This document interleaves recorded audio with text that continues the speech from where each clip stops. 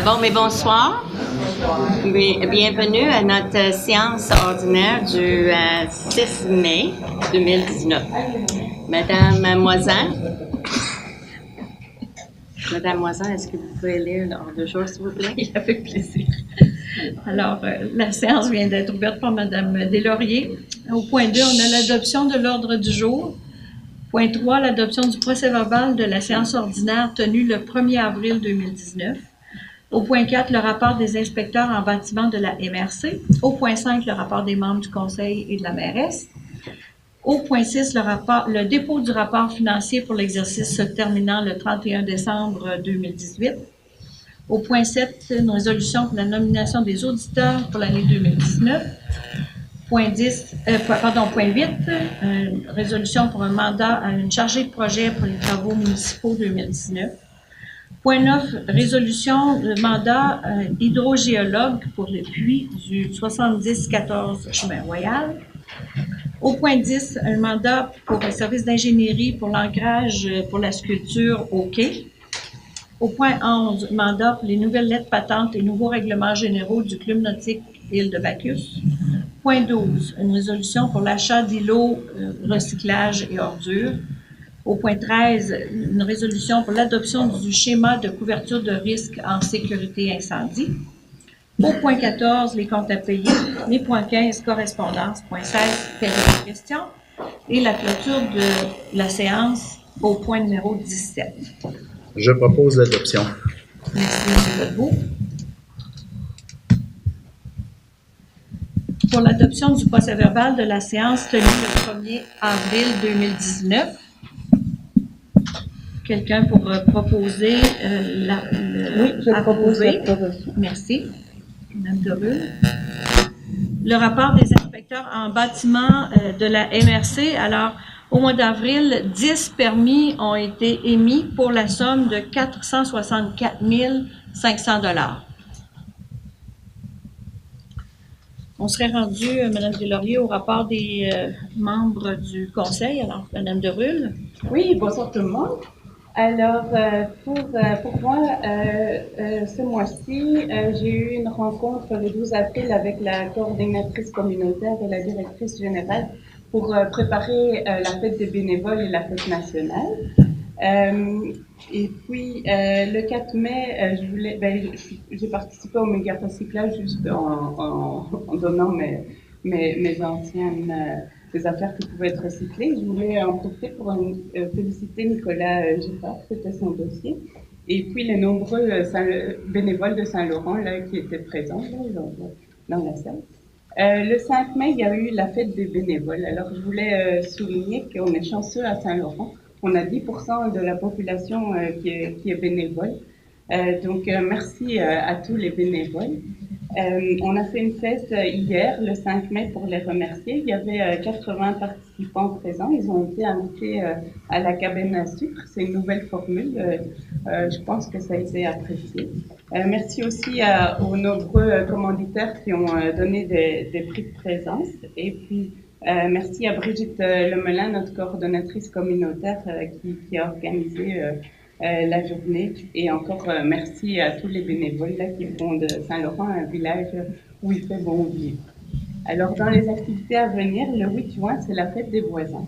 Alors, si vous désirez organiser une petite fête avec vos voisins, n'hésitez pas à contacter Brigitte Lemelin et elle vous dira comment la municipalité peut vous aider. Il y a un petit budget, ou si vous voulez mettre des ballons, on a des tables aussi si vous voulez qu'on peut vous prêter. Voilà, c'est tout pour moi. Merci, Mme Derulle. Monsieur Milot. Bonsoir. Pour ma part, c'était un mois très axé sur les conseils d'administration du Club nautique. Le Club nautique est en pleine restructuration.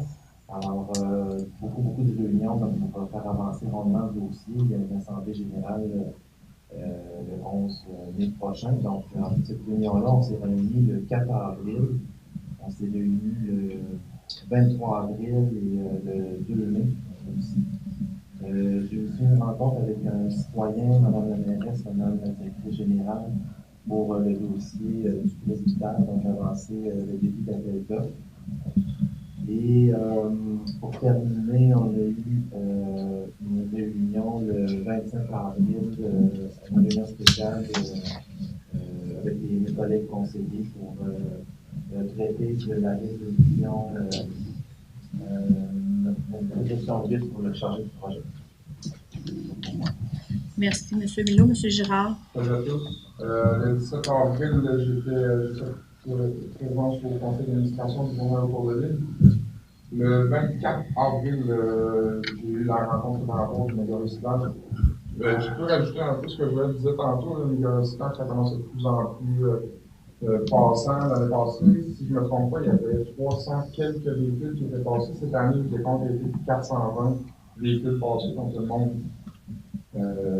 on va essayer de se débarrasser du stock au printemps. Le 25 avril, j'étais aussi à la rencontre de travail que je viens de parler. Le 4 mai, bien sûr, le méga-recyclage. Le 5 mai, j'étais au dîner des bénévoles. Et puis, vu qu'on ne se voit pas d'ici là, le 30 mai, avec Brigitte, dans le fond, on essaie de relancer un peu le nettoyage des verbes qu'on avait fait l'année passée. On était, moi, ma conjointe Amélie, avec Gilles, puis 2 personnes de Saint-François. Donc, ça avait comme plus ou moins fonctionné l'année passée. Dans les années auparavant, je sais que ça avait déjà été fait avec l'école, donc là, Brigitte a ramené avec les élèves de la 5e année, primaire, un nettoyage des verges avec eux, donc on va faire ça juste autour de des identités. Donc, voilà. Merci, M. Girard. On serait rendu à M. Pouliot. Alors, bonsoir tout le monde. Le 5 avril dernier, j'ai assisté avec Mme Deslauriers, M. Plante, Christian Plante, Sylvain Delille, ici présent, à une formation webinaire ici.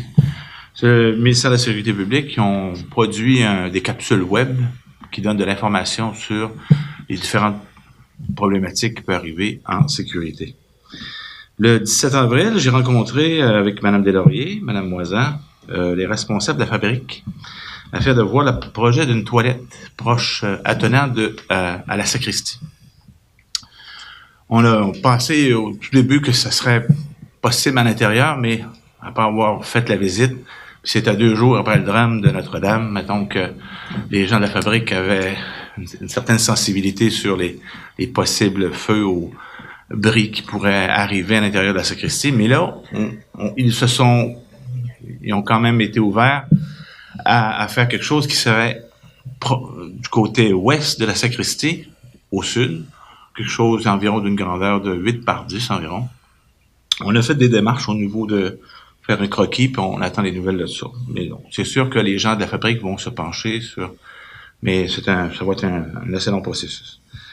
Le 25 avril, j'ai fait une rencontre avec mes collègues sur l'embauche possible d'un chargé de projet.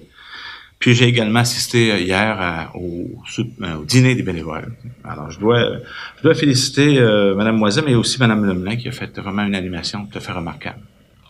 Alors, puis également tous les commanditaires. Il y avait eu plusieurs commanditaires, puis les commanditaires n'ont pas été laissés en plan parce que Mme Lemelin avait préparé un petit dépliant sur lequel tous les logos des donateurs étaient vraiment visibles. Alors, vraiment, c'est une belle réussite. Voilà, c'est tout pour moi. Merci, M. Pouliot. M. Godbout. Bonsoir. Alors, avril est un mois maritime et nautique. Le 2 avril, il y a eu l'Assemblée générale annuelle du Parc maritime, ici même. Il y a eu ensuite 2 séances du conseil d'administration, le 10 et le 24 avril, toujours du Parc maritime. J'ai assisté aussi aux rencontres mentionnées par M. Milot un peu plus tôt, les rencontres du CA du club nautique. On avance bien, on arrive à une entente bientôt, alors mais ça nécessite plusieurs rencontres et beaucoup d'échanges. Le 1er mai, il y a eu une rencontre avec un candidat pour le poste de maître de part du club nautique, justement. Le 5 mai, j'ai assisté à la fête des bénévoles aussi. Alors, merci. Ça fait le tour. Merci, M. Godbout. Merci. Mme Deslauriers. Bon, mais bonsoir. Le mois dernier, j'avais mentionné que j'allais envoyer une lettre concernant le fonds à M. Noël, préfet de la MRC. Mais entre-temps, j'ai eu deux opportunités de discuter au Conseil des maires de cette problématique. Les citoyens de différentes municipalités, y compris celle de Saint-Laurent, subissent des pressions, mais le Conseil des maires a décidé d'attendre la rencontre avec le MTQ à la fin du mois de mai ou au début de le mois de juin pour se prononcer. J'espère d'avoir des nouvelles d'informations à ce sujet le mois prochain. Le 2 avril, les 6 maires ont rencontré Hydro-Québec pour une présentation concernant l'alimentation électrique de l'île d'Orléans par les nouveaux câbles. Les points de raccordement seront situés dans la municipalité de Lange-Gardien et de Saint-Pierre de l'île d'Orléans, une distance d'environ 1,4 km. Hydro-Québec va forer dans le roc sous le lit du fleuve à une profondeur d'environ 100 mètres. Le travail va temporairement perturber la circulation à Saint-Pierre pendant la construction d'un ponceau. Les travaux débuteront en mai avec mise en service en décembre. Lors de le dernier Conseil des maires le 3 avril dernier, le MTQ a présenté des différents travaux à réaliser sur l'île. Le MTQ est actuellement en appel d'offres pour améliorer les équipements d'embarquement au quai de Saint-Laurent. Le Conseil des maires a aussi adopté une résolution d'accepter les propositions financières du ministère de la Culture et des Communications, telles que formulées dans les décrets de 105-2019 du 13 février dernier. Dans ce contexte, le MRC entreprendra les démarches menant à la signature de la convention d'aide financière entre le MCC et le MRC pour le nouveau programme d'aide à la restauration patrimoniale 2019-2024. Le MRC a embauché une nouvelle responsable de le site patrimonial qui se nomme Leah Faye Hayes. Cette dernière va commencer son travail à la fin du mois de mai. Le 11 avril, j'ai participé à la 7e soirée bénéfice pour notre télévision locale, la télévision ici.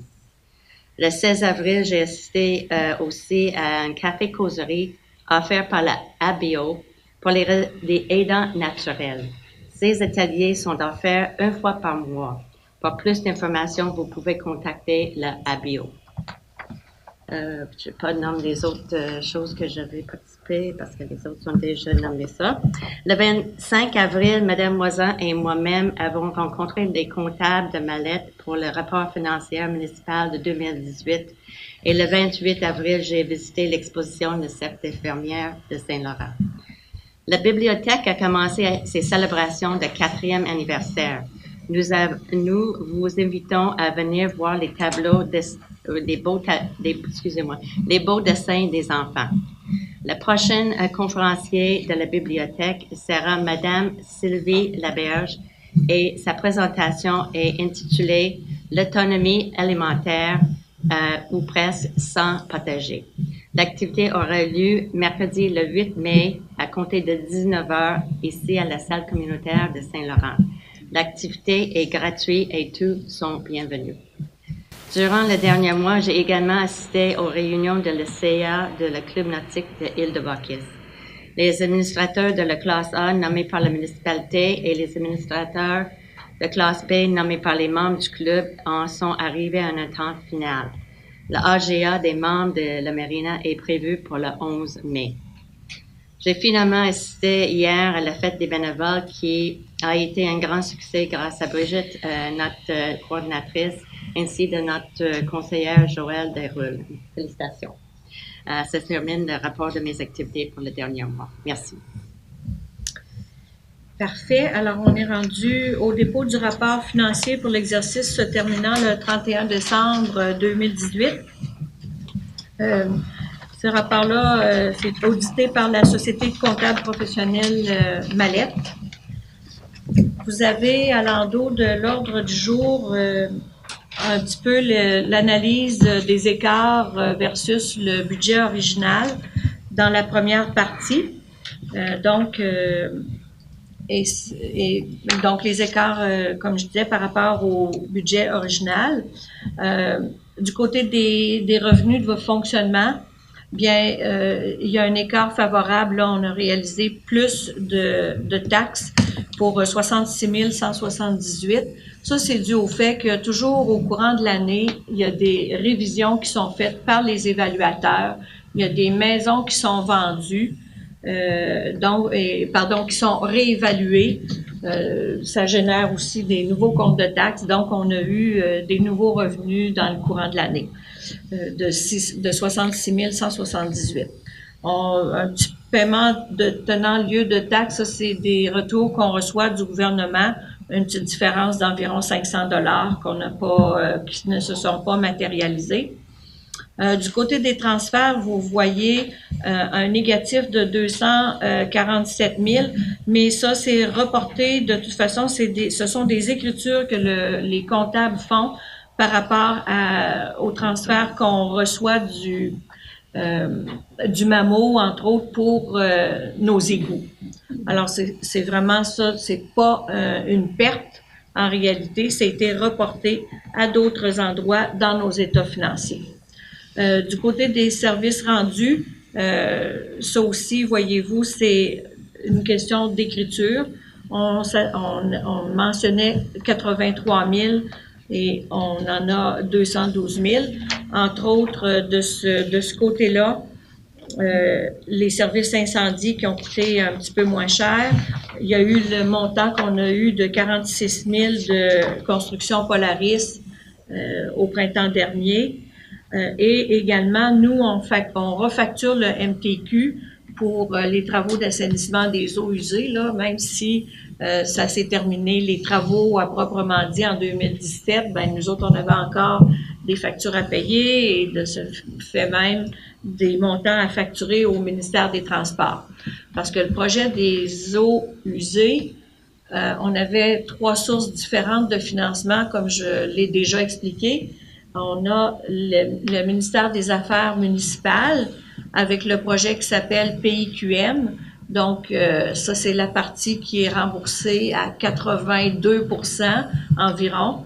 On a également une partie de financement qui provient de la taxe sur l'essence et des transferts au Québec par le gouvernement fédéral. Donc, ça s'appelle la TEC. Et on avait également dans ce projet-là d'assainissement des eaux usées, des montants qui venaient du ministère des Transports. Le ministère des Transports, eux autres, nous remboursaient la minute qu'on faisait un paiement, on leur envoie une facture et ils nous remboursent. Les affaires municipales, ça ne fonctionne pas de cette façon-là. On est remboursé par le ministère des Affaires municipales sur une période de 20 ans. Donc, ça nécessite quand même une certaine gymnastique de la part de nos comptables. Et c'est pour ça qu'à certains endroits, là, vous retrouvez des montants en positif et en négatif, mais ce n'est rien qui est néfaste pour la municipalité. Tout est dans l'ordre des choses tel que ça avait été prévu. Du côté des impositions de droits, ça inclut les droits de mutation, les ventes de maisons. Et cette année, voyez-vous, on a un petit surplus de 16 100 $ environ, entre autres dans les droits de mutation, c'est-à-dire quand une maison est vendue, ce qu'on appelle la taxe de bienvenue, ben nous, on a fait un surplus cette année de 14 700 $. Et du côté des demandes de permis, ben on a 1 400 $ au-delà de ce qui avait été projeté. Du côté des amendes et pénalités, ben on n'en a pas. Du côté des intérêts, un petit peu d'intérêts bancaires, mais l'autre partie des intérêts provient des citoyens qui ne paient pas leurs taxes à temps ou qui étalent sur plusieurs années. Alors, on a 4 000 $ de plus que prévu là-dedans aussi. Du côté des autres revenus, ben la différence, c'est le revenu de la vente de l'ancien bureau municipal, l'ancienne mairie. C'est ça les autres revenus qui sont pourquoi on est en surplus de ce côté-là. Du côté de l'administration générale, là, je parle du côté des charges, des dépenses. On a un écart de 10 000 entre autres, du côté la grosse différence là-dedans, c'était le litige avec le club nautique Île de Bacchus. Les frais d'avocat ont impacté le côté de l'administration générale. Par contre, du côté de la sécurité publique, on a presque 9 000 de moins de dépenses. On a eu des coûts moindres du service incendie et des coûts moindres du service de police parce que quand on fait les budgets au mois d'octobre, on n'a jamais les chiffres réels du service de police de la SQ, ça vient toujours en décembre seulement. Alors, on doit estimer, puis là, ça nous a coûté un petit peu moins cher qu'on avait prévu. Puis, on a quand même les charges du service 911, mais qui sont compensées par un revenu dans les revenus divers plus hauts. Bon, là, on est rendu au niveau de transport. Le transport, ça, c'est encore une fois les écritures que les comptables doivent faire. Transport qui équivaut à le système de traitement des eaux. La récupération là, des frais qu'on a facturés au MTQ. Du côté de l'hygiène du milieu, là, la grosse partie de ça vient des frais d'opération pour le système d'assainissement des eaux usées. Il va y avoir encore des variantes pour quelque temps. Parce que tout n'est pas finalisé, on n'a pas tout exactement les coûts qu'on va devoir subir, mais c'est en train de se tasser tranquillement.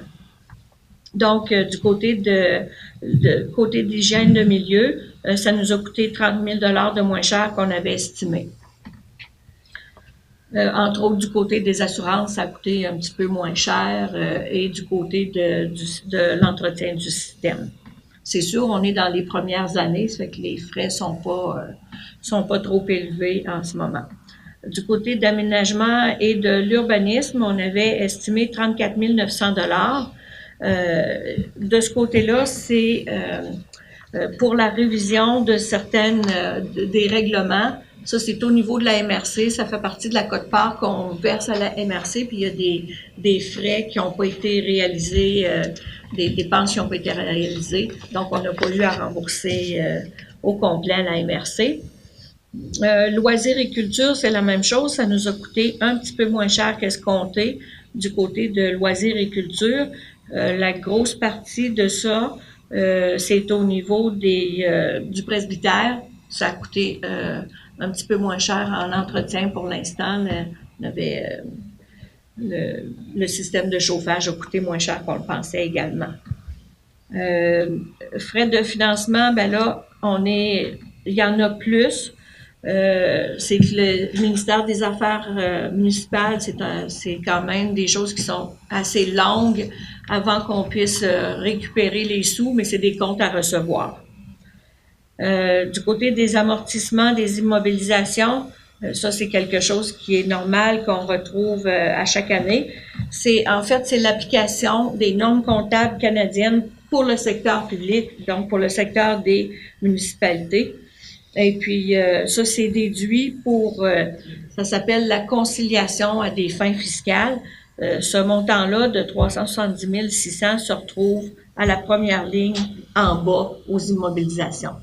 C'est vraiment une gymnastique de chiffres là que si j'essayais de vous l'expliquer, il faudrait que je retourne dans une petite Bible un petit peu épaisse comme ça pour vous donner vraiment tous les détails. Bon, du côté des produits de cession, là c'est la vente de l'ancienne mairie, donc on a vendu ça 215 000 $. Pertes et gains sur cession, c'est le côté des amortissements qui viennent mettre. Mais encore une fois, c'est juste pour les conciliations à des fins fiscales. En ce qui concerne la richesse de la municipalité, ça n'a pas d'impact. On parle des activités de financement à long terme, les remboursements de la dette à long terme. comme le gouvernement ne nous ont pas remboursé, n'ont pas commencé encore à nous rembourser, ben ils devaient, on a quand même un 234 000 qui va venir, mais qui est pelleté par en avant, donc plus tard. Du côté des affectations, ça c'est plus intéressant aussi, les activités d'investissement de la municipalité.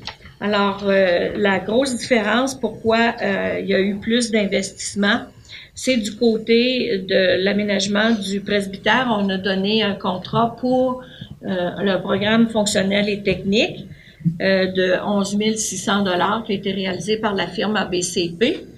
Et il y a eu également, du côté des pompiers, il y a une pompe qui a dû être remplacée, qui a coûté, si je me souviens bien, là, pas loin de 17 000 $. Du côté également on a fait un échange avec la fabrique d'une valeur de 4 900 $. On a échangé une partie du terrain où est-ce qu'on a mis un poste de pompage contre le branchement de l'église. Donc, nous, on branche l'église, eux nous ont donné un bout de terrain et c'est le même montant de 4 900 $ que vous allez retrouver où est-ce qu'on appelle des dépenses constatées à taxer ou à pourvoir, pardon. Ça rentre, donc c'est un plus et un moins dans nos activités d'investissement. Du côté de l'excédent accumulé non affecté, mais pour faire l'équilibre budgétaire en 2018, le Conseil avait affecté 93 500 $ et qui n'a pas été utilisé. Du côté des réserves financières et des fonds, ça c'est le fonds... excusez-moi, là, ça m'échappe. Notre fonds de roulement, pardon, oui, effectivement. Donc, on a un petit peu moins de dépenses. Et la dernière ligne, de 4 900 $, c'est l'échange du terrain, comme je vous disais. Pour l'année, donc, le résultat net, les investissements affectés, non affectés, on se retrouve avec un excédent de 346 064 $ pour l'année. De ça, il y a des fonds qui sont déjà réservés, entre autres le 53 000 qui vient pour le quai, pour les travaux sur le quai. Il y a 200 000 qui sont réservés également pour les travaux du presbytère. On l'appelle maintenant, si vous m'entendez parler du 70-14 Royal, le 70-14 Royal, c'est notre ancien presbytère. Et également, il y a 188 000 dans les fonds affectés réservés qui est pour le futur camion de pompiers qui devrait être livré d'ici la fin de 2019. Donc, au net, la municipalité a un surplus en ce moment de 168 000 $. Vraiment un surplus net de 168 000 $. On en a déjà eu au-dessus de 500 quelques mille. Avec ça, on a fait l'agrandissement de la caserne de pompiers. C'est des fonds qui avaient été mis de côté pour ça, pour des nouveaux projets. Là, on se retrouve un petit peu à ce qu'on était après 2015 quand on a fait l'agrandissement de la caserne, là, de surplus accumulé. Tranquillement, ça finit par s'équilibrer. Donc, c'est ça, le dépôt du rapport financier. On serait rendu à la nomination de nos auditeurs pour 2019, Mme Deslauriers.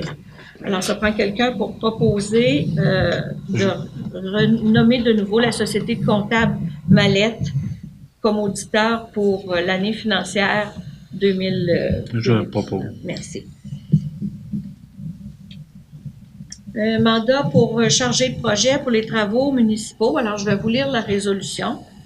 Attendu que le conseil municipal de Saint-Laurent dépose un plan triennal d'immobilisation, attendu que le règlement 580-2019 sur la gestion contractuelle permet l'embauche de gré à gré de professionnels, attendu que le plan prévoit notamment l'exécution de travaux de rénovation du 70-14 Royal, l'installation de toilettes publiques près du quai, l'installation d'un système d'alimentation électrique d'urgence par génératrice au bureau municipal, le réaménagement du quai de Saint-Laurent et la réalisation d'un sentier de nature sur le littoral.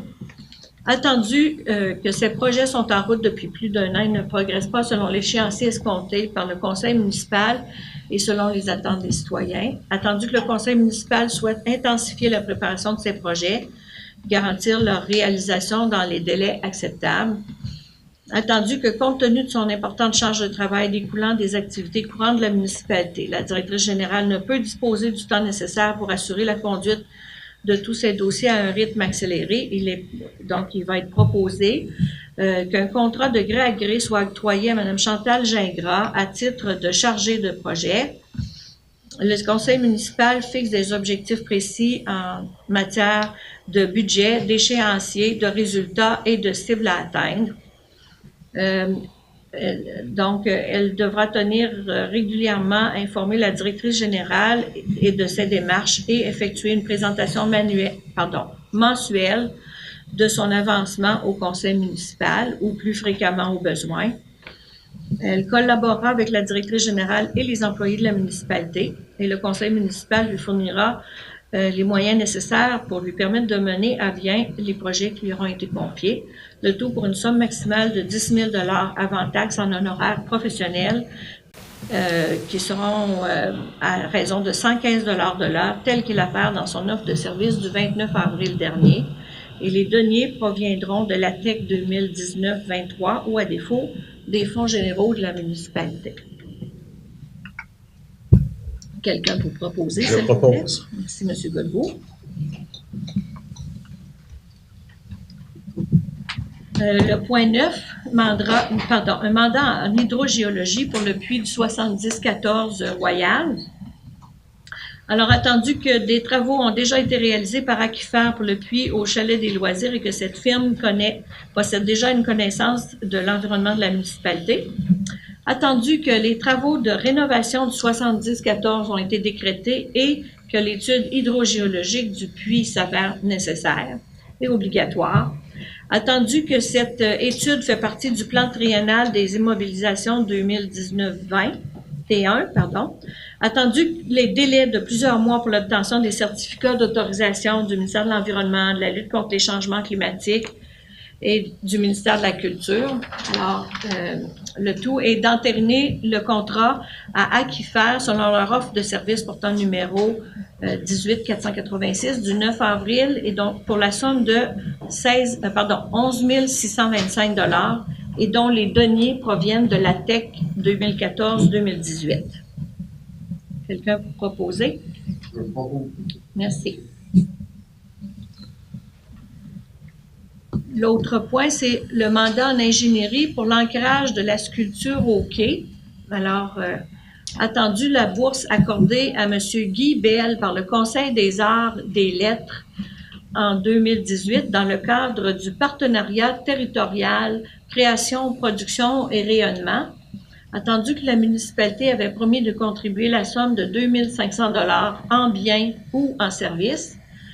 Alors, cette résolution est à l'effet d'octroyer un contrat de gré à gré à SDM Consultant pour valider la capacité structurale du béton, du muret chasse-roue et évaluer les ancrages requis pour supporter l'œuvre de l'artiste Guy Bell intitulée La volée d'oie pour une somme maximale de 2 500 $ et dont les deniers proviendront des fonds généraux. Quelqu'un pour proposer? Je propose. Merci, M. Milo. Le point 11, c'est le mandat pour les nouvelles lettres patentes et nouveaux règlements généraux pour le Club nautique Île de Bacchus. Alors, la résolution se lit, attendu qu'une entente hors cours entre le Club nautique et la municipalité est imminente. Attendu que la rédaction des nouvelles lettres patentes et de nouveaux règlements généraux fait partie de cette entente. Attendu que les procureurs de la municipalité ont une connaissance complète du dossier et disposent de l'expertise nécessaire pour la rédiger. Attendu que le Club nautique remboursera à la municipalité sur présentation de facture un maximum de 2 500 $ plus taxes pour ce travail. Alors, la proposition est d'octroyer un contrat à Morancy Avocat au montant de 2 500 $ plus taxes pour la rédaction de nouvelles lettres patentes et de nouveaux règlements généraux pour le Club nautique Île de Bacchus. Je propose. Merci, M. Godbout. Le point 12, c'est l'achat d'îlots recyclage ordures. Alors, attendu la commande passée en 2017 à ce même fournisseur pour des équipements identiques, attendu qu'il est nécessaire d'en disposer une plus grande quantité sur les terrains municipaux. Alors, la proposition est à l'effet d'autoriser la directrice générale à commander 6 îlots multimatières recyclage ordures additionnels pour la somme de 5 850 $ plus taxes provenant des fonds généraux. Merci, M. Girard.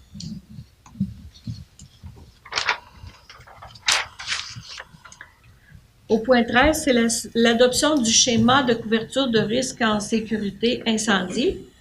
Alors, la proposition est à l'effet d'adopter le schéma de couverture de risque en sécurité civile 2019-2024 et également de demander à la MRC de procéder avec l'embauche de préventionnistes pour l'évaluation du niveau de risque dans les maisons privées. Je propose. Merci, M. Pouliot.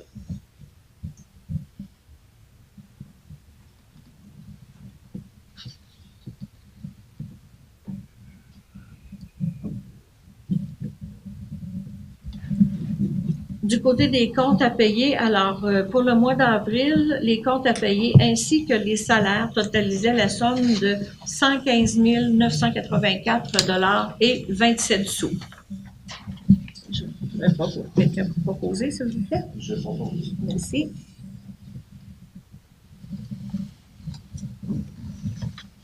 Du côté de la correspondance, la Villa Alphonse Bonenfant exprime sa gratitude au conseil municipal pour son appui financier.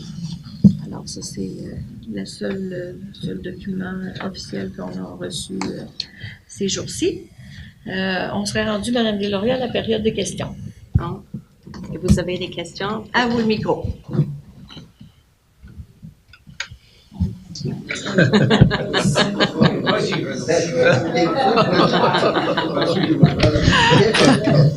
La première question, c'est vous en êtes où dans les discussions avec le ministère de la Culture pour le partage de la délégation de responsabilité?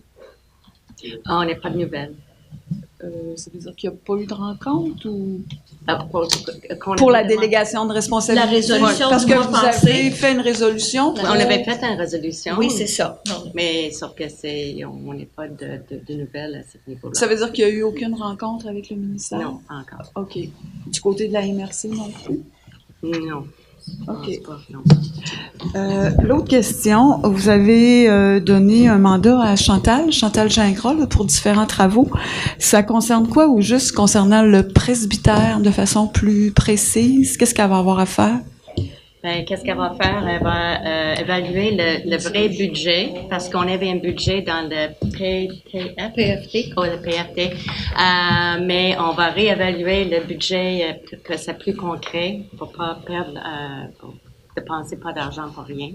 Puis, comme ça, on va évaluer avec les différents professionnels comment on va diriger le presbytère avec les électriciens et tout ça. C'est ça qu'on avait décidé de faire.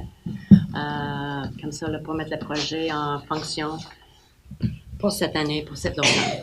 Okay. Est-ce que ça veut dire que l'appel d'offres pour le devis avait été fait? On ne fait pas l'appel d'offres. OK, je pensais que vous aviez dit la dernière fois que... Mais après ça, le conseil avait décidé que pour avancer les projets, qu'on va engager une chargé de projet. Puis à ce moment-là, avec le montant qu'on va payer, on n'a pas besoin. OK, mais je pensais que le ministère des Affaires municipales avait exigé qu'il y ait un appel d'offres pour un devis. C'est pas ça que vous aviez dit la dernière fois? Ou j'ai mal compris? Je pense qu'on n'avait pas dit ça. Ben, il me semble que oui. Parce que vous aviez déjà parlé d'embaucher un chargé de projet il y a 2 ou 3 mois, je sais Non, plus. mais ça, c'était- Et vous étiez revenu en disant que le ministère refusait cette façon de procéder-là. Non, c'était une autre façon de faire le travail. Je peux pas expliquer ça vraiment comme Ben, il est-ce que faut, là, quelqu'un mais sauf que peut- c'est complètement différent. Qu'est-ce qu'on fait à le moment? Mais pourquoi le mois passé, vous aviez dit que le ministère avait refusé? Est-ce que... Je sais pas, Madame Moisin, il me semble que c'est vous qui aviez mentionné ça. Oui, c'est moi qui ai mentionné qu'il y avait Une exigence du ministère? une exigence pour... mais il semble qu'il y a des façons différentes qui soient acceptables de procéder que M. Milo avait suggéré. OK, donc le ministère approuve cette façon de faire-là? Oui. OK. Mais en tout cas, on n'avait pas demandé l'approbation de le ministère, mais sauf que ça, c'est la façon qu'on va procéder pour l'instant, ça va fonctionner comme ça. OK, non, mais j'essaie juste de Mais c'est ça, comprendre. parce que ça, c'est d'autres choses qu'on a essayé de faire avant. D'être, comment on va dire ça? Est-ce que je viens d'expliquer? Ben, en fait, ce qu'on avait mentionné la dernière fois, celui on a regardé pour faire en gérance de construction. Oui. Madame Moisin a contacté les affaires municipales, semblerait que ce n'était pas possible de le faire dans cette position-là, donc on a essayé d'être imaginatif pour retarder l'échéancier du projet. Et l'option qu'on a retenue pour le moment, là, c'est vraiment d'avoir un chargé de projet qui va coordonner l'ensemble des activités. Ce qu'on va faire, dans le fond, c'est que cette personne-là va être en charge de rallier tous les sous-traitants qui sont nécessaires, électriciens, plombiers et autres, pour obtenir des soumissions. Et elle va se mettre en charge de monter l'appel d'offres pour l'entrepreneur. Et les entrepreneurs auront déjà les sous-traitants préqualifiés qu'on va avoir sélectionnés avec des budgets qu'on va connaître à l'avance, évidemment, parce que sa première tâche va être de mettre à jour le budget qui date déjà de 2 ans. On sait qu'avec les coûts glaciers, là, ça va augmenter dans plusieurs disciplines. Et là, à ce moment-là, quand l'appel d'offres va partir, on va obtenir 2 à 3, on l'espère, la soumission de généraux qu'on va pouvoir comparer, pour pouvoir commencer les travaux tout de suite une fois qu'on va sélectionner cet entrepreneur. OK. Non, mais je vous crois sur parole, mais j'essaie juste de comprendre pourquoi il y a un mois, c'était pas possible, puis là, c'est possible. Ben, c'est pas que c'est pas possible, c'est que là... Ben, c'est ce que vous aviez dit le mois. En fait, il y a 2 mois, à moins que j'ai complètement compris à l'envers, il y a 2 ou 3 mois, vous aviez dit, on va engager un chargé de projet qui va, bon, à la pièce, avoir un électricien, plombier. C'est pas un chargé de projet. Ben, c'est comme ça que vous l'appeliez, en tout cas. Ben, vous l'appeliez comment? Gérant de projet. Bon, nuance, OK. Un gérant de projet, disons. Mais là, ça va être un chargé de projet qui va faire la même affaire que le gérant de projet aurait fait. Non. C'est 2 choses totalement distinctes. Bon, si vous le dites. Bon, en tout cas. Donner un cours de construction. Non, mais c'est juste que moi, je me basais sur ce qui avait été dit le mois dernier où on disait que c'était pas possible. C'est tout. Ben, c'est pas grave. Tant mieux, là, si c'est possible. Donc, Chantal, c'est elle qui va être la chargée de projet pour le presbytère. Oui. Puis le quai, ça va être quoi son mandat? Débloquer le dossier où il est actuellement coincé, à savoir dans les dédales administratifs des notaires entre le fédéral et notre notaire mandaté. Et en parallèle, ben, si c'est trop complexe, ben, d'aller chercher des autorisations temporaires auprès du ministère pour pouvoir faire les travaux, même si les titres de propriété ne sont pas encore officiellement obtenus. Pour pouvoir regarder nos travaux, donc faire cheminer les travaux concrètement, puis les travaux administrativement, mais ne pas se faire bloquer par les travaux administratifs pour réaliser concrètement. Donc, ça se peut que l'aménagement commence cette année? On l'espère grandement, c'est l'objectif. OK. Puis son dernier mandat, les toilettes, pourquoi vous avez changé la localisation, finalement? Y a-t-il une raison? Parce que depuis longtemps, vous parliez de les installer sur le quai, là, dans le secteur soit Marina ou de l'autre côté. Il y avait un bâtiment qui était prévu. Là, je comprends que c'est plus ce projet-là. Ben, si je peux répondre à ça, c'est très simple. C'est parce que il y a un branchement à faire, puis le branchement, il est directement là où, éventuellement, si le projet fonctionne puis que le ministère de la Culture donne sa bénédiction, on trouvait que ça avait quand même du sens. Pour le branchement? Pour le branchement, puis il y a 2 murs sur 4 de fait. C'est quand même intéressant, puis ça vient pas non plus occuper un territoire là un peu plus loin, puis adjacent à la cour d'école ou quoi que ce soit. On trouvait que pour des toilettes non genrées avec table à langer, pas quelque chose de très grand, mais qui serait vraiment, je pense, qui comblerait un besoin. On l'a trouvé, mais ça reste quand même, on attend la discussion de la fabrique. OK, puis est-ce qu'il y a déjà des discussions qui ont été faites avec le ministère de la Culture? Connaissant leur façon de fonctionner actuellement. Ça va être ça fait partie de Madame. Ça fait partie du. Ah, OK. Voilà. C'est Chantal qui va faire l'esquisse. OK. J'ai pas d'autres questions. Voilà. Non, à l'extérieur. À l'extérieur. À l'extérieur. Ouais. Est-ce qu'il y a d'autres questions?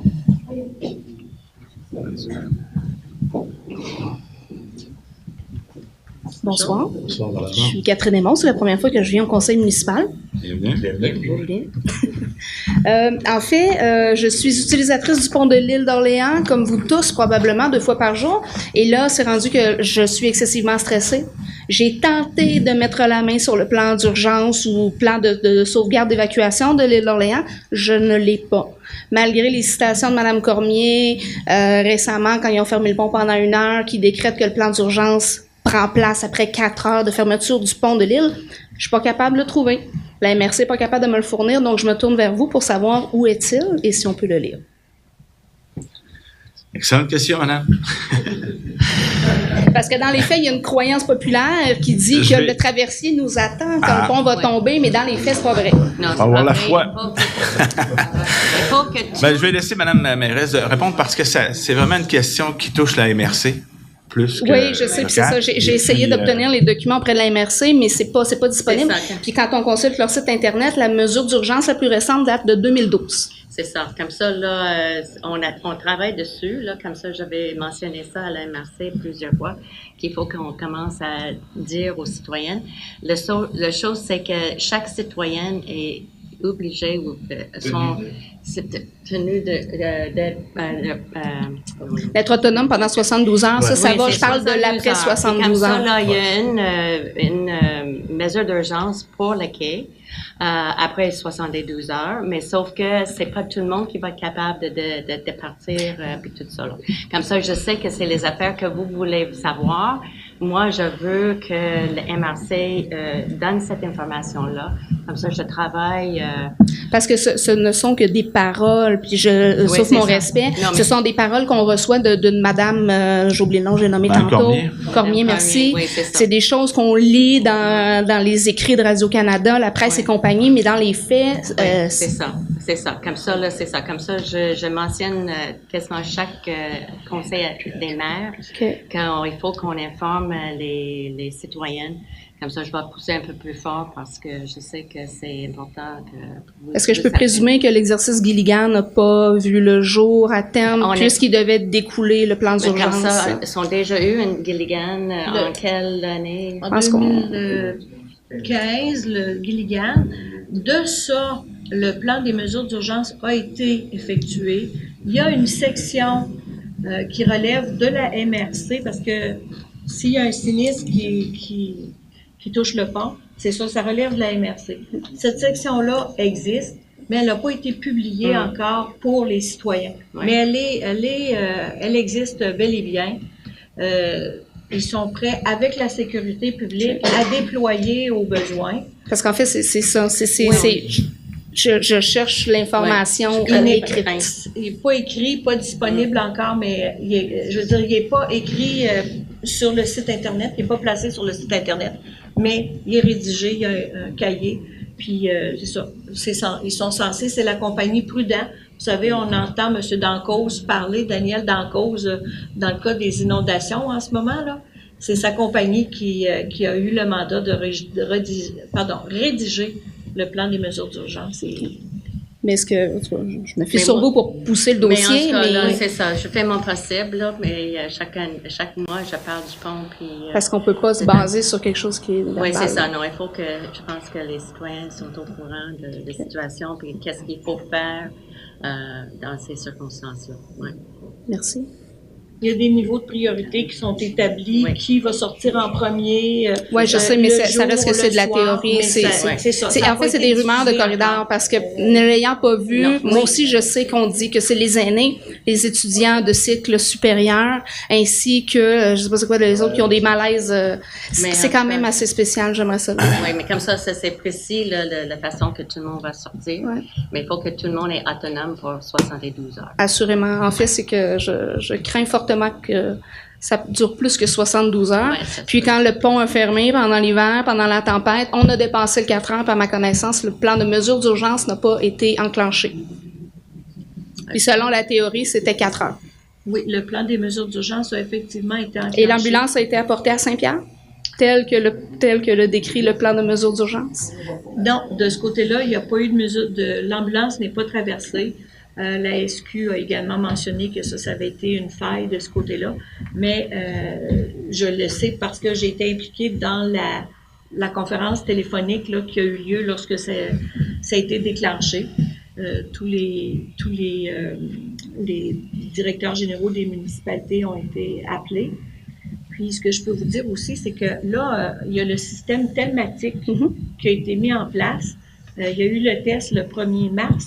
Et la dernière fois là, que le pont a fermé, il y a environ 2 semaines,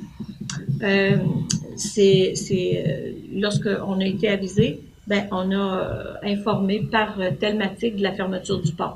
Donc ça, si on rappelle aux citoyens, on a retourné encore la semaine dernière un petit dépliant en disant que c'est très, très, très important de vous inscrire, de vérifier si vous êtes déjà inscrit. On communique avec les citoyens par courriel, par texto, si vous êtes de l'autre bord du pont, puis on a déjà plusieurs personnes qui nous ont dit que ça avait fonctionné, qui étaient de l'autre côté, puis qui sont pas rentrés. Je me permets un dernier commentaire, c'est pas une question, c'est que je me fais la fière représentante des jeunes familles de l'île. Mon mari et moi travaillons sur la terre ferme. Si jamais je suis avisée par telmatique, moi j'ai 3 enfants à l'île d'Orléans. Qui va s'en occuper? Mais est-ce qu'ils sont à l'école? Oui. Parce que 2 à l'école, 1 à la garderie. Je veux dire, toute la belle structure de prise en charge repose sur le plan de mesure d'urgence qui était initialement monté via le projet Gilligan. Donc, tout ça, disons que ça nous intéresse beaucoup. L'école est organisée pour les mesures d'urgence. Il faut qu'ils gardent les enfants à l'école. 72 heures. Mais pas 72 Et l'école, soit dit en passant, les CPE, oui, sont prêts à subvenir pendant 72 heures, mais à ma connaissance, l'école, non. 72 heures, là, mais sauf qu'il faut avoir, je pense que vous êtes supposé avoir une personne nommée qui peut aller chercher vos enfants. Je suis convaincue que vous avez des enfants, vous ne les laisseriez pas 72 heures à l'île d'Orléans à défaut de savoir. Non, mais je ne parle pas de 72 heures. Un peu, je parle pas de 72 heures. En fait, je sais que c'est pas ce soir qu'on va régler le problème, mais je pense que c'est un point important. Donc, j'imagine que si je vais aller faire représentation, c'est à la MRC que je peux... Oui, mais par rapport à l'école, on a rencontré le directeur, M. Pinault, l'automne dernier. Puis, curieux hasard, c'est parce qu'ils ont refait leur drain cette année, puis ils ont eu de l'eau dans la cave pour la première fois depuis... Puis on dit, il a fallu, je pense que l'école ferme, je pense au primaire. Mais en même temps, on a posé la question des mesures d'urgence en cas si éventuellement le pont, là, c'est sûr que c'est quand même au-delà d'une centaine d'enfants. Puis lui aussi a trouvé que la question, il y avait des failles, par rapport à la réponse qu'il pouvait avoir, puis qu'il y avait un travail à faire auprès de la commission scolaire. Puis on va le revoir très bientôt parce qu'on a d'autres rencontres avec lui, mais il y a du travail qui se fait aussi. Lui aussi a à cœur d'offrir le meilleur service aux enfants. Puis lui, je pense qu'il est directeur des écoles de l'île, je pense au complet. Alors, Sainte-Famille, Saint-Laurent-Saint-Pierre. Alors, écoutez, la question est portée, mais vous attendez la réponse. On va essayer de vous apporter des réponses. En tout cas, de votre part, vous pouvez faire votre démarche auprès de la MRC, mais en même temps... Oui, bien c'est ça, je veux... Parce que nous autres aussi, d'une part, on est capable de faire nos démarches, puis d'arriver à... En tout cas, du moins, à publier certaines réponses qui vont conforter nos citoyens. S'il y a des citoyens en hélicoptère aussi. On va finir avec Mme Hamon, s'il vous plaît. Je vais juste mentionner que le prochain Conseil des maires, c'est pas mercredi qui s'en vient, c'était reporté à le 15 mai. 15 mai. Oui, ça commence à 8 heures à Sainte-Famille. Parfait, merci. Merci. Est-ce qu'il y a d'autres questions? La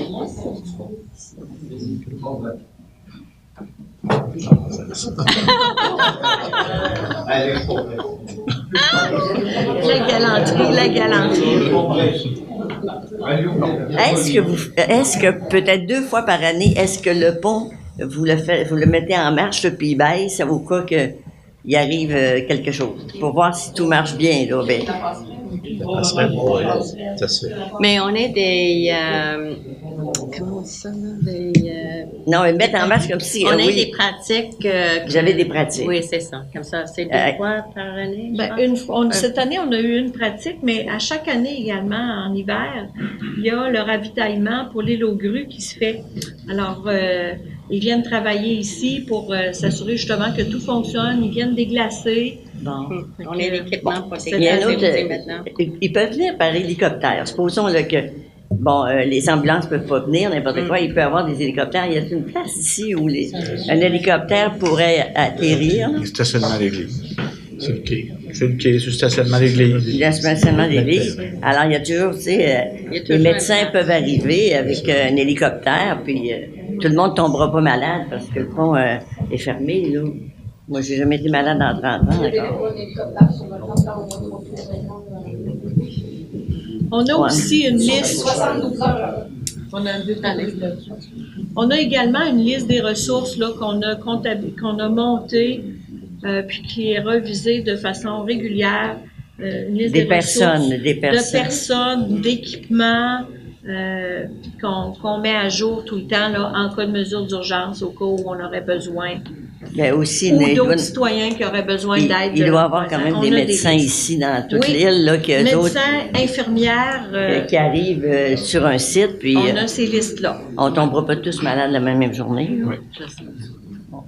C'est quand même réconfortant de savoir que tout est organisé. Oui, mais il faut que les citoyens commencent à savoir bientôt aussi, je trouve. Puis là, il faut notre sac à dos avec tous nos enfants. Merci. Bonjour. Bonsoir. Félicitations, madame. Très bon point. Puis moi, j'apprends que c'est un bon point. J'ai juste une question sur les états financiers rapidement. Pouvez-vous nommer? François Bouffard de la rue Chemin Royal. Juste à titre de question, mais peut-être aussi d'information, une suggestion pour ajouter aux états financiers. Quelle est la dette de la municipalité? La dette, en ce moment, la dette est près de 9 millions de dollars à cause du montant à recevoir sur 20 ans des affaires municipales. La dette nette, 2 900 000. Ça inclut les travaux d'assainissement des eaux usées, presbytère, bâtisse ici, l'ancien presbytère, la bâtisse ici. Okay. Oui, le camion de pompiers aussi qui s'en vient là, et dont les fonds ont été réservés. Okay.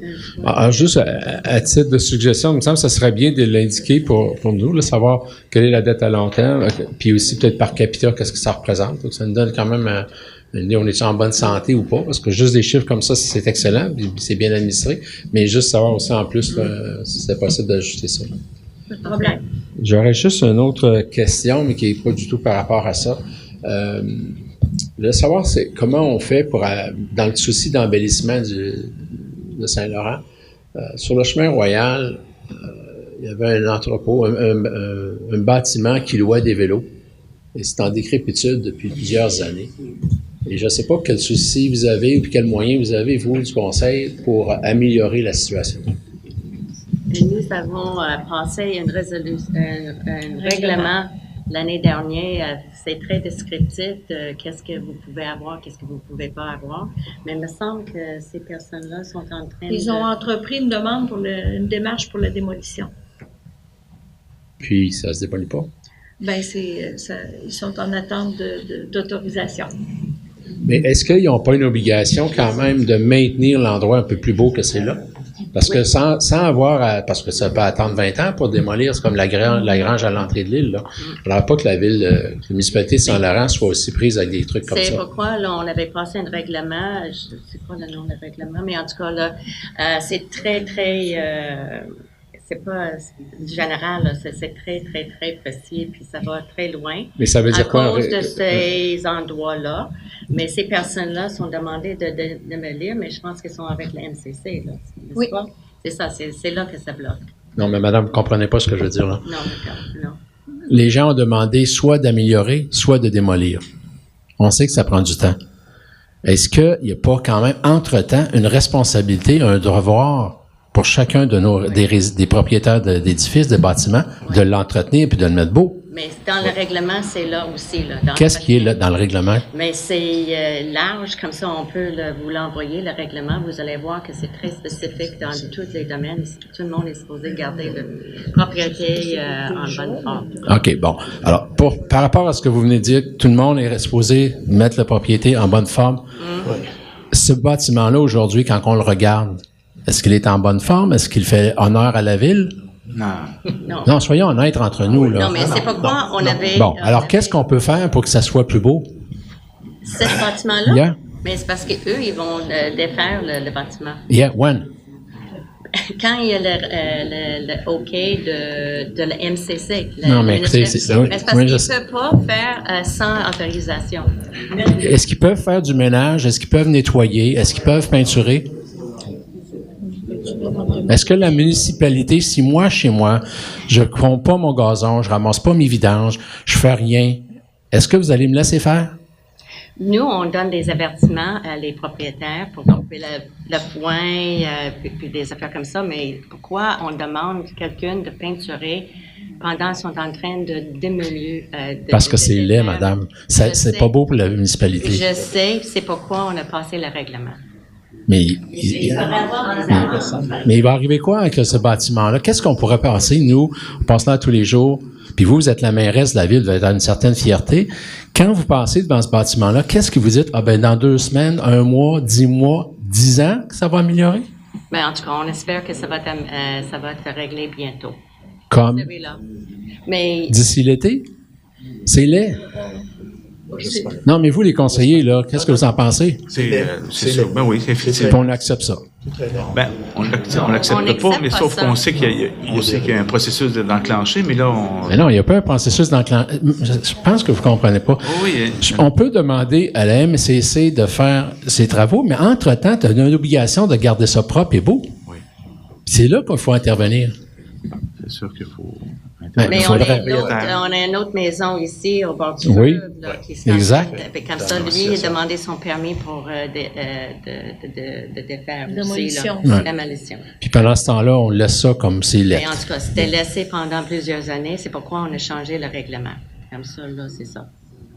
Parce qu'avant, là, il n'y avait pas de règlement pour dire qu'il était obligé de Mais M. faire quelque Bouffard, chose. ironiquement, s'ils voulaient le peindre, il faudrait demander quand même... Non, ça, je comprends pour le peindre, mais faire du ménage, là, madame, c'est parce que tout le monde est obligé de faire son ménage, puis vous avez un règlement, appliquez-le.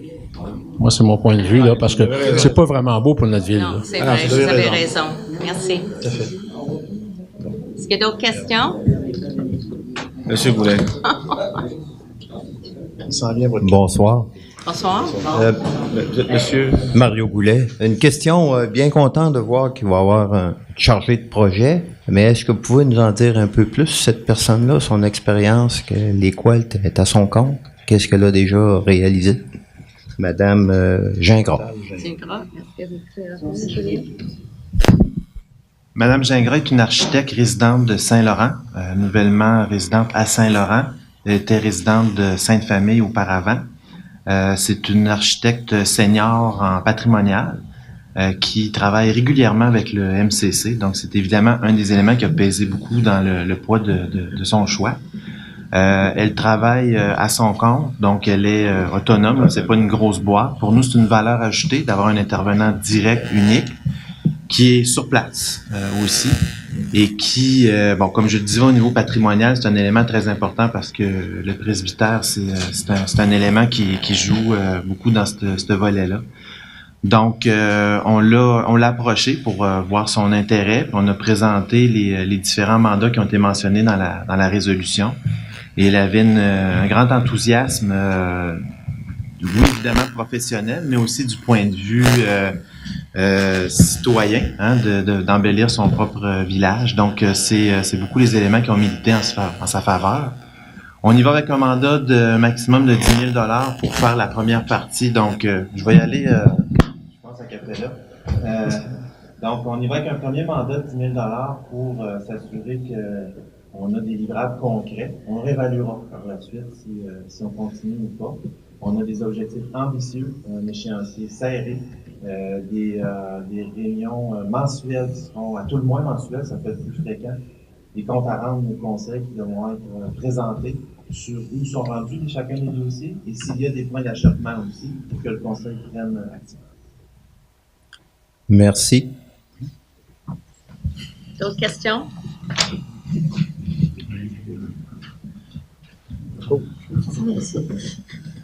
Bonjour, Alexandre Chaussé.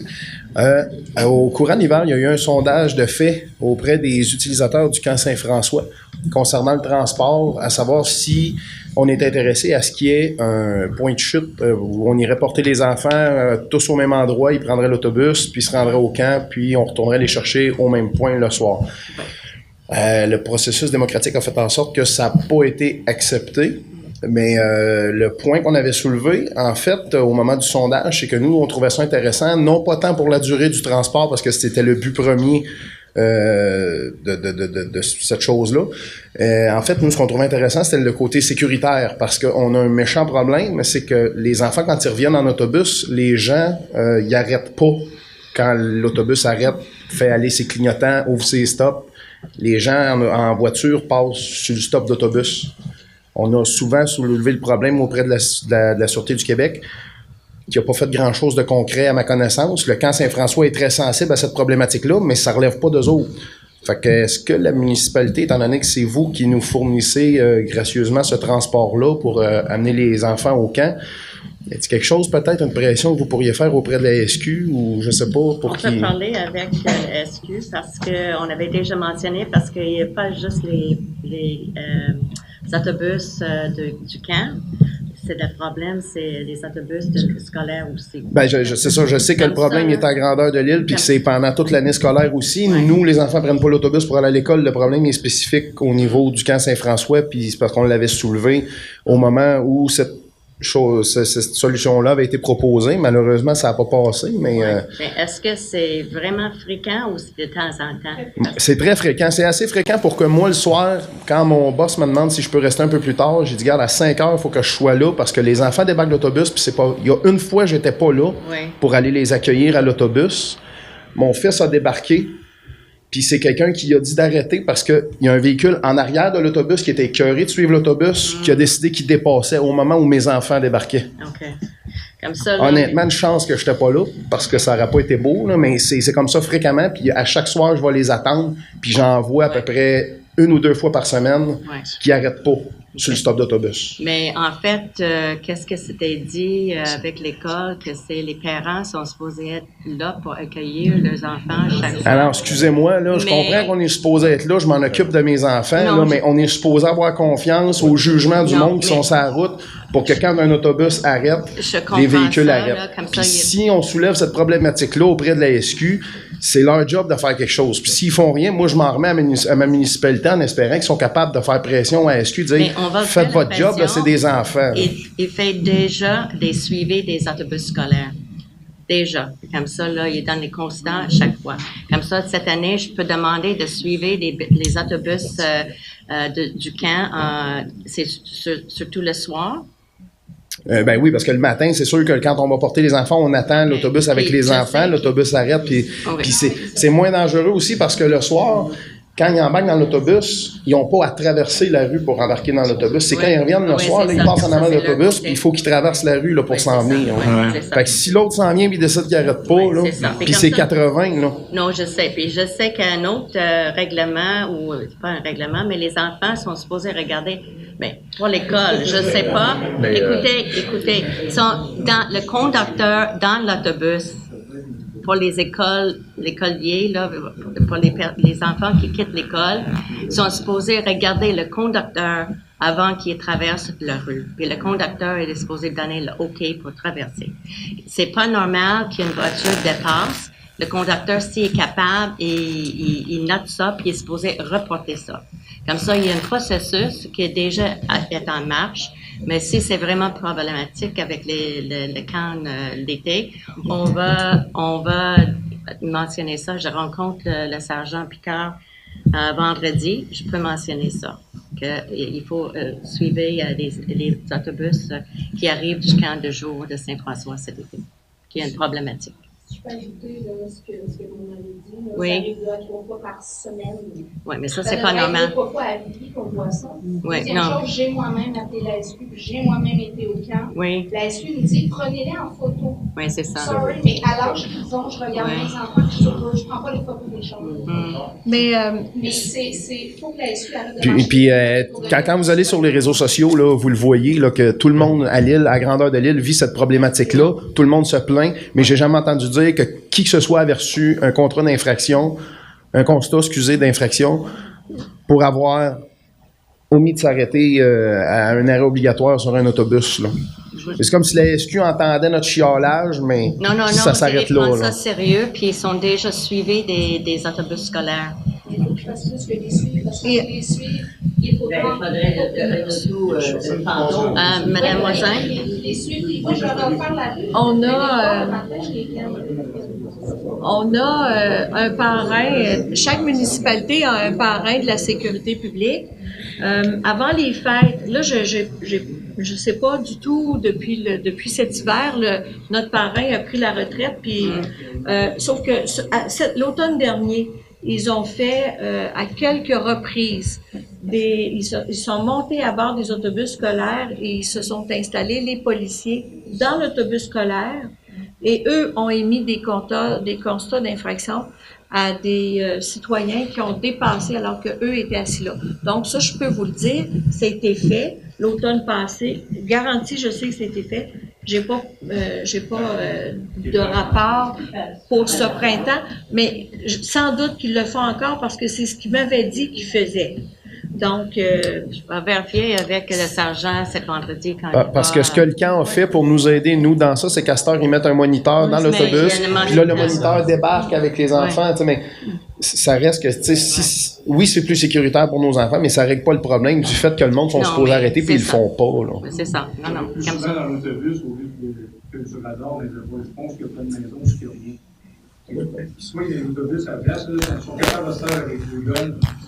Ben, c'est ça qu'ils ont fait. Ils sont capables d'enlever des tickets, ça va être encore plus payant que des interpositions. Mais en tout cas, là, je vais parler avec le sergent Picard à vendredi. Bonsoir, Elisabeth Dion. Je veux faire suite un petit peu à ça parce que moi, ça fait 8 ans maintenant qu'on est résident à l'île. Quelques années qu'on est là à temps plein et ça fait à peu près 8 ans que je vais à la Sûreté du Québec me plaindre de la vitesse à Saint-Laurent. Alors, j'ai moi-même eu une contravention de distraction une fois dans le village, puis j'ai dit, coudonc, c'est ça, c'est moi qui se plains en plus. Alors là, j'ai recommencé parce que j'ai recommencé à marcher et je vous avoue que je suis chanceuse d'être ici ce soir parce que ce matin, je suis passée à ça de me faire carrément tuer. Alors, une voiture a le droit de vous dépasser sur une ligne pointillée. Un gros Suburban blanc qui a décidé qu'il dépassait. Moi, je marche face aux voitures. Il y a un Suburban blanc qui a décidé qu'il dépassait 3 voitures puis une vanne. Puis à la hauteur de la vanne, il est arrivé, il y avait moi. Alors, j'ai fait un énorme saut et après ça, en arrivant ici, parce que j'étais à pied, je venais à un cours de yoga et il y a une dame qui m'a dit, mais t'as dû avoir peur. J'ai dit, oh mon Dieu, tu l'as vu? Elle dit, oui, j'étais dans les 3 voitures. Elle dit, un fou, ça n'a aucun bon sens. Alors, je suis retournée encore. Mais la dernière fois, j'avais dit au monsieur, écoutez, la vitesse entre le Moulin et la fin de Saint-Laurent, c'est une piste de course. Et c'est une piste de course à l'année longue, là. En hiver aussi. J'ai dit même à 1h du matin. Oh, il dit à 1h du matin, c'est pas important. J'ai dit à 1h du matin, la loi, c'est la même. Pas important. Hier matin, dimanche matin, 9h30, 10h, ils mettent une voiture fantôme en face de chez nous. Il n'y a personne dedans. Ils sont venus porter quelqu'un, chercher quelqu'un. 9h30 dimanche matin, y a-tu du monde pour prendre, tu sais? Je suis retournée aujourd'hui, enfin, pour porter plainte. Puis là, ils m'ont dit, c'est à Saint-Laurent qu'on en prend le plus. J'ai dit, Saint-Laurent, dans le village, c'est le fun. Mais j'ai dit, il y a tout le reste aussi de Saint-Laurent.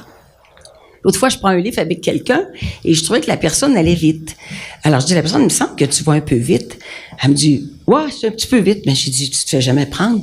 Oh, elle dit, ben non. Elle dit, on est habitué. Elle dit, aussi, c'est toujours où est-ce qu'ils sont. Alors, je répète la même chose à la police. Je dis, là, vous avez des grosses voitures noires. Je dis, en hiver, les voitures blanches, ça allait bien.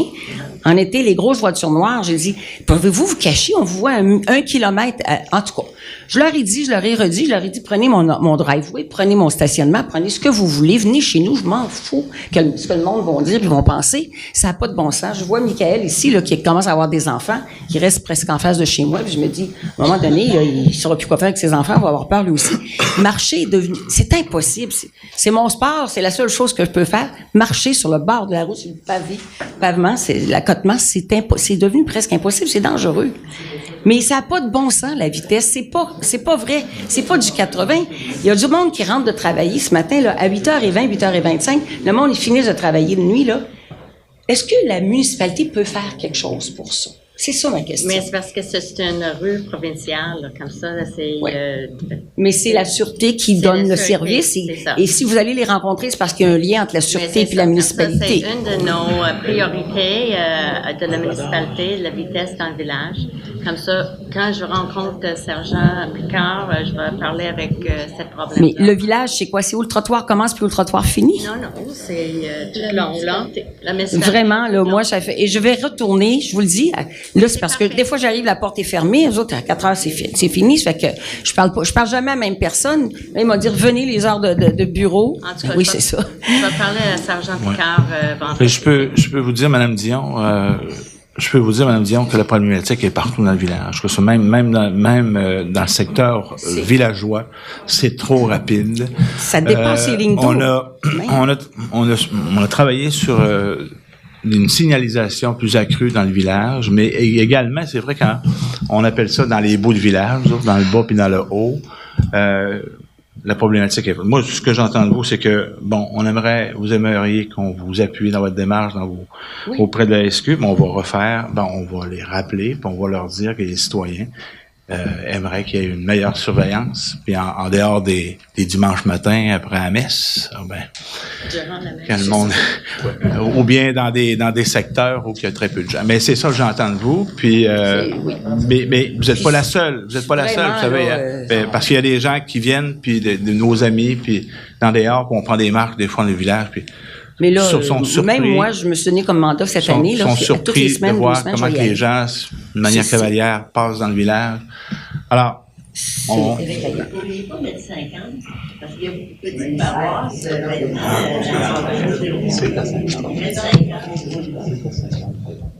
Il y a des zones de 80-50, mais même le 50 n'est pas respecté. Vous pouvez mettre la signalisation qui avertit, si on voit souvent des endroits, quand ça dépasse, la municipalité peut prendre une belle initiative à cet égard-là. Oh oui, effectivement. On est un projet pour ça, mais c'est pas réalisé encore. Ah oui? Oui. Près de l'école. Oui, mais peut-être ailleurs, mais en tout cas, on avait un projet. Ouais. Une pancarte à près 5 000 $, on peut en mettre 5 000 C'est une pancarte qui est rendue non. Merci. Moi, je l'achèterais un photoradar. Monsieur Plante. Ça peut passer le photoradar. Le monde savent ce qu'il dit. Un coup, il est passé, là, tu replantes. Tu vas ralentir sur 200 pieds, puis après ça, ils vont plancher encore plus vite. Monsieur Plante, vous avez une question? Question, M. Blanc. Ben oui, une question. C'est. Parce que je suis venu l'autre fois ici à des obsèques, puis je trouve la salle, c'est pas grand, on pouvait pas avoir l'école, fait que c'était ici. Puis, c'est ça, j'ai vu qu'il y avait même une carte en arrière pour dire combien de personnes qu'on pouvait avoir dans la salle, puis tout. Puis ça risque d'être un lieu de rassemblement si jamais il y a une catastrophe. Je me posais la question, je sais pas si c'est possible, si vous y avez pensé ou quoi que ce soit. La bibliothèque, vous êtes en train de refaire le presbytère. Y aurait-tu moyen de dire, de la relocaliser là-bas, puis de faire vraiment une grande salle ici, pour que quand il y a des gros gros rassemblements, mettons, où il y aurait une catastrophe, quelque chose, que puis loger plus de monde. Mais on peut y loger du monde dans la bibliothèque aussi, là. Au travers des villes, mais je dis parce que vous pourriez avoir une salle plus grande. Ici, on rentre, c'est 75, je pense que c'est marqué. 80, je pense. Hein? 80. 80. Bon, mais il y a sûrement bien des occasions où il y aura plus que 80 personnes. Sur notre liste, on est des personnes qui vont héberger du monde aussi. Oh oui, je sais, OK. Tout le monde qui va venir ici, là. OK, oui, OK. Mais je veux dire, mais même pour des parties, n'importe quoi, là. Bon. En ayant une salle plus grande, tant qu'à avoir une bibliothèque ici, serait-il possible de la mettre au presbytère puis d'avoir quelque chose de plus grand? Non. Pourquoi? Pas vraiment, là, parce que les places à la presbytère, c'est limité quand même, là. Il n'est pas aussi grand que ça, le presbytère, là. Bon, le deuxième étage, je ne sais pas ce que vous allez faire au deuxième. Mais c'est les petits, c'est les petites salles, là. Il y a deux plus grandes salles, mais pas autant pour loger la bibliothèque. En défaisant les cloisons, puis en la grande, non? Je sais pas, là, Oui, vous pouvez, Complément. Oui. D'abord, une bibliothèque, ça a un poids très considérable au pied carré. Il faudrait faire une étude structurelle pour renforcer la charpente du presbytère. Deuxièmement, ça modifie le risque de protection incendie par l'usage de la bibliothèque, ce qui ferait qu'il faudrait qu'on gicle le presbytère. La population nous dit que c'est déjà trop cher, le projet du presbytère. Alors, vous avez un petit peu votre réponse à travers ce que je viens de dire. Oui, trop cher, ça dépend de ce que tu fais avec, ou encore, c'est dans le bout, je sais pas, comme vous vouliez avoir un restaurant. Il y en a déjà plusieurs restaurants. Cancellez le restaurant, puis vous faites une bibliothèque. Ben, il y en a des restaurants. Ben, il y a le. Hein? T'as le vieux moulin, après ça, t'as pas un truck food? Ouais, truck food? Food truck? Ouais. OK. Le presbytère n'est pas conçu pour supporter cette charge-là additionnelle. Ici, c'est une base. OK. Le bâtiment ici il est conçu pour ça. Il a toujours été là depuis que la municipalité se portait acquéreur du bâtiment. Ouais. Et la risque de protection incendie est modifiée dans ce cas-là. Le bâtiment presbytère, de la manière que le PFA a été élaboré, fait en sorte qu'au deuxième, pour diminuer les coûts liés à la mise aux normes de protection incendie, ne peut qu'avoir des bureaux à l'étage. Aucun rassemblement. C'est 4 bureaux avec 2 personnes dans chaque bureau, maximum. Sans quoi, on doit modifier le risque de protection incendie. Entrée d'eau, un nouveau puits, à l'eau. OK. Tu dis pas beaucoup de restaurants, mais il y en a un, en tout cas, qui essaye d'ouvrir, ça fait 1 an et demi, puis qui n'est pas capable. Allez-vous être capable? Ben là, vous me posez 2 questions. Non, parce que tu disais, il y a aussi des restaurants. Il y a le restaurant. Ça conclut votre questionnement sur la bibliothèque. Si vous voulez parler de restaurant, on va parler de restaurant. Non, parce que tu me disais où il y a des restaurants. Il y en a un, en tout cas, qui essaie d'ouvrir. Pour la bibliothèque. Est-ce que ça répond à votre question? Ben, tu pourrais la mettre au premier étage, dans ce cas-là. Le premier étage, vous dire rez-de-chaussée? Rez-de-chaussée, oui. Non, rez-de-chaussée, là. Premier. Pourquoi? Structural, c'est la même chose. Ce bâtiment-là est fait en poutre de pain non équarri. OK. Raboudiné. Oui, mais ça a déjà été au deuxième de la sacristie. Ça a déjà été au deuxième de la Ça ne devait pas être plus fort, certain, que là-bas, là. Je sais pas. On vient, mais on est en 2019. Pensez-vous que la municipalité peut se permettre de faire un aménagement en 2019 sans être au code? OK. La bibliothèque dans le temps était plus petite. C'était plus petit, OK. Il avait déjà 40 ans. Qu'on avait là, si vous vous rappelez, dans le temps, c'est des... Oh, je sais pas, j'ai jamais rentré, moi, dire, ben, franchement. Donc, que vous rentrez? Non, je suis pas un rat de bibliothèque. Non. Ouais, OK. Merci. Est-ce qu'il y a d'autres questions?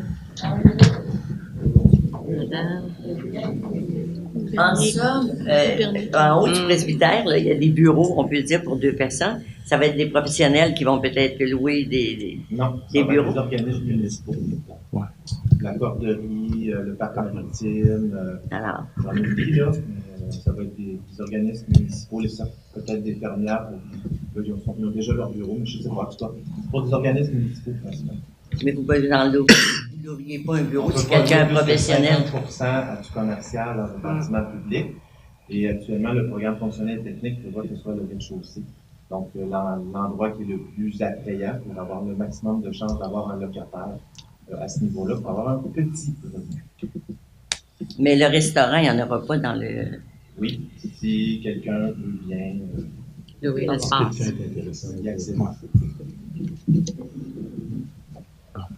Est-ce qu'il y a d'autres questions? Bon, mais merci beaucoup.